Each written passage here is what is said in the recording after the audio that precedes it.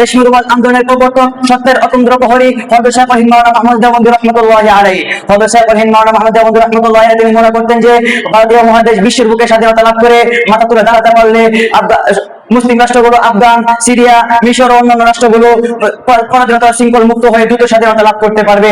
তিনি আরো মনে করতেন যে বিশ্বের বুকে মুসলিম নেতৃত্ব প্রতিষ্ঠা করতে হলে আজীবী সংগ্রামে মুসলমানদের অগ্রণী ভূমিকা পালন করতে হবে। প্রয়োজনে বুকের তাজা খুন ঢেলে দিয়ে মুসলিমের সম্মান প্রতিপত্তিকে পুনরুদ্ধার করতে সক্ষম হবে।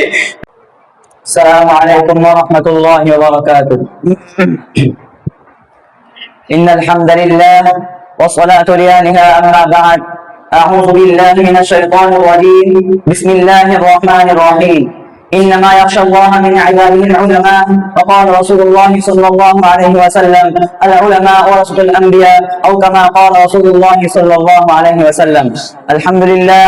الجامعة محمدية আরবিয়া ভারিম বুক মাদ্রাসা আল্লাহ সফর কর্তৃক আয়োজিত আজকের এই মাসিক সেমিনারের সম্মানিত সভাপতি ও বিজ্ঞ বিচারক মণ্ডলী ও আমার সামনে বাংলার দূর দূর থেকে ছুটে আসা একজাক ইউনিভার্সিটির ছাত্র ভাইয়েরা সকলকে জানাচ্ছি আমার অন্তরস্থল থেকে শুভেচ্ছা ও অভিনন্দন। প্রিয় ভাইয়েরা আমার, আজকে যে বিষয়বস্তু নির্ধারণ করা হয়েছে সেই বিষয়বস্তুটি অত্যন্ত গুরুত্বপূর্ণ একটি বিষয়বস্তু।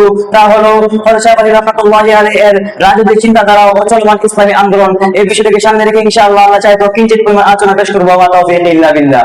প্রিয় ভাইয়েরা আমার, হযরত শাইখ রাহমাতুল্লাহি আলাইহি তিনি তো ইতিহাসে সেই কিংবদন্তি যিনি উপমহাদেশের নিজেদের মুসলিম বিরোধী মুক্তির দিশারি। তিনি তো ছিলেন সেই মহান ব্যক্তিত্ব অধিকারী যার ছোঁয়া দীর্ঘ বিরতির পর সড়ক করেছিল উলামায়ে হকের রাজনৈতিক অঙ্গন, যার ফলে সমস্ত জাতি পেয়েছিল গোলামীর সকল জিনজির ছেড়ে মাছ করে দাঁড়াবার শক্তি এবং সাহস। প্রিয় ভাইয়েরা আমার, অন্তত দুঃখের বিষয় 1601 সালে ইংরেজি যখন ব্যবসার নামে তৎকালীন পৃথিবীর সমৃদ্ধ জনপদ ভারতবর্ষে ঘুরে এসে জোরে বসে ছলে পদে কৌশলে এদেশে শাসন ক্ষমতা ছিনিয়ে নেওয়া পথদের ক্ষমতা আসনকে পাকাভুক্ত করার জন্য তারা শুরু করে সর্বব্যাপী আকাশী তৎপরতা। শুধু তাই নয়, অর্থনৈতিক শোষণের মাধ্যমে পঙ্গু করে দেয় দেশের মানুষকে, রাজনৈতিক আকর্ষণের মাধ্যমে স্তব্ধ করে দেওয়া হয় পুনরুত্থানের সকল সম্ভাবনাকে। ধর্মীয় শিক্ষা প্রতিষ্ঠানগুলো অচল করে দিয়ে মানসিক চেতনার ভিত্তিতে গড়ে উঠে থাকা সম্ভাব্য বিপ্লবের পথ তারা বন্ধ করে দেয়। শুধু তাই নয়, বন্ধ করে দেওয়া হয় 80,000 কওমি মাদ্রাসা। শুধু তাই নয়, শাহাদাত বরণ করেন হাজার হাজার উলামায়ে কেরামগণ। মুহতারাম হাজিরিন, শাইখ রাহমাতুল্লাহি আলাইহি তখন সমাজবিদ্যার উৎখাতের জন্য যে সকল মুদ্দে মুজাহিদ গর্জে উঠেছিলেন তাদের অন্যতম হযরত শাইখ মাওলানা মাহমুদ দেওবন্দি রাহমাতুল্লাহি আলাইহি। তিনি যে সকল মুদ্দে মুজাহিদ গর্জে ছিলেন তাদের অন্যতম রেশমি রুমাল আন্দোলনের প্রবর্তক, সত্যের অতন্দ্র প্রহরী হযরত শাইখ মাওলানা মাহমুদ দেওবন্দি রাহমাতুল্লাহি আলাইহি। হযরত শাইখ মাওলানা মাহমুদ দেওবন্দি রাহমাতুল্লাহি আলাইহি তিনি মনে করতেন যে ভারতীয় মহাদেশ বিশ্বের বুকে স্বাধীনতা লাভ করে মাথা তুলে দাঁড়াতে পারলে মুসলিম রাষ্ট্রগুলো আফগান, সিরিয়া, মিশর ও অন্যান্য রাষ্ট্রগুলো পরাধীনতার শৃঙ্খল মুক্ত হয়ে দ্রুত স্বাধীনতা লাভ করতে পারবে। তিনি আরো মনে করতেন যে বিশ্বের বুকে মুসলিম নেতৃত্ব প্রতিষ্ঠা করতে হলে আজীবী সংগ্রামে মুসলমানদের অগ্রণী ভূমিকা পালন করতে হবে। প্রয়োজনে বুকের তাজা খুন ঢেলে দিয়ে মুসলিমের সম্মান প্রতিপত্তিকে পুনরুদ্ধার করতে সক্ষম হবে। সংগ্রামে ঝাঁপিয়ে পড়তে হবে। মুহতারাম হাজিরিন, হযরত শাইখ মাওলানা মাহমুদ দেওবন্দি রাহমাতুল্লাহি আলাইহি ইংরেজ সরকারকে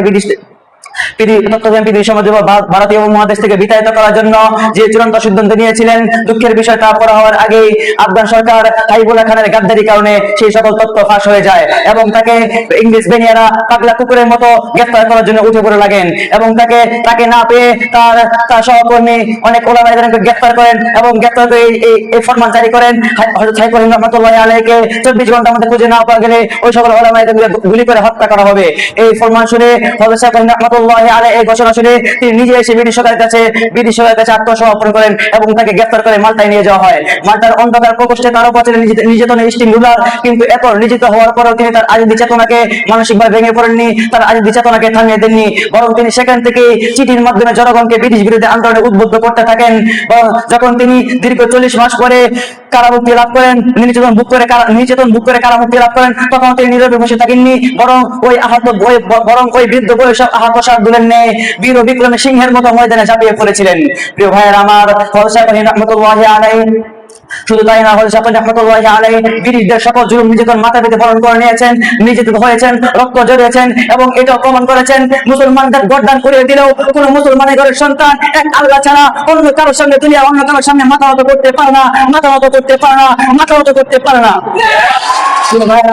তাই তো হযরত শাইখ রাহমাতুল্লাহি আলাইহি এত বড় একটা ফলস্বরূপ হিসেবে ব্রিটিশদের বিরুদ্ধে খেপে উঠেছিল সারা বিশ্ববাসী, জ্বলে উঠেছিল বিদ্রোহের হামশিকা, বাস্তবায়িত হয়েছিল শাইখুল হিন্দের আজাদীর স্বপ্ন লেজ গুটিয়ে পালাতে বাধ্য হয়েছিল ইংরেজ বেনিয়ারা। মোহতারাম হাজিরিন, আমাদের এখন ঘুমালে চলবে না। ওই শাইখুল হিন্দের উত্তরসূরিরা, এখন তুমি জেগে উঠো। শাইখুল হিন্দ রাহমাতুল্লাহি আলাইহি বলে কি তোমরা ঘুমিয়ে থাকবে? জেগে উঠো, গর্জে উঠো আরেকবার, এই বিশ্বকে জানিয়ে দাও এক শাইখুল হিন্দের মৃত্যুতে লক্ষ শাইখুল হিন্দ জেগে আছে। এক শাইখুল হিন্দের মৃত্যুতে লক্ষ শাইখুল হিন্দ জেগে আছে। এই দেশের 1 ইঞ্চি মাটিতেও ওই সকল সম্মানী দালালদের ঠাঁই হবে না। ওই জন্য বুকের টাকা খুন ঢেলে দিব, জান দিব।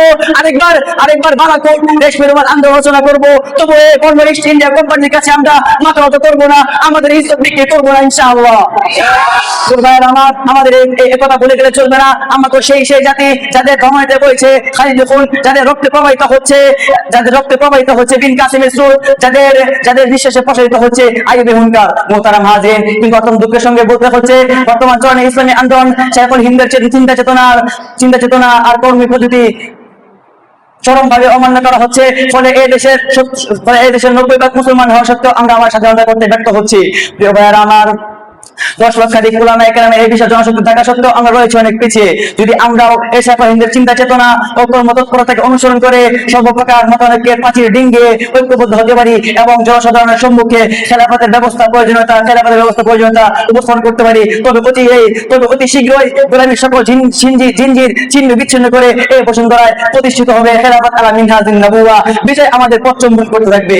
তাই আসুন শাইখুল হিন্দের আদর্শের ঝান্ডা নিয়ে জীবনের সবটুকু শক্তি উজাড় করে দেওয়ার প্রত্যয় নিয়ে সংগ্রামে ঝাঁপিয়ে পড়ি। মোহতারাম হাজির, এবার যদি আমরা অগ্রসর হতে পারি তাহলে আমি দায়িত্বহীন করতে বলতে পারি, হতে পারে আগামী দিনে সূর্য উদিত হবে না, হতে পারে এই চন্দ্র আর তার মায়াবী জোৎস্না আমাদেরকে মায়াবী জোৎস্না বিকিরণ করবে না, কিন্তু বাংলার জমিনে তথা সমগ্র বিশ্বে খেলাফত আলা মিনহাজিন নবুওয়া প্রতিষ্ঠিত হবেই হবে ইনশাআল্লাহ। আগামী দিনের সংগ্রাম মুখর রক্ত পিচ্ছিল রাজপথে আবার দেখা হবে ইনশাআল্লাহ। এখানে পরিশেষে কবির কণ্ঠ মিলে আমার সংক্ষিপ্ত আলোচনা শেষ করছি। জাগো মুসলিম, হাত হাইদারি হাত, শহীদের খুনে সব লালে লাল হয়ে যাক। নাসরুম মিনাল্লাহ, ফাতহুম করিম, ওয়া বাশিরুল মুমিনিন। আসসালামু আলাইকুম ওয়া রাহমাতুল্লাহি ওয়া বারাকাতুহু।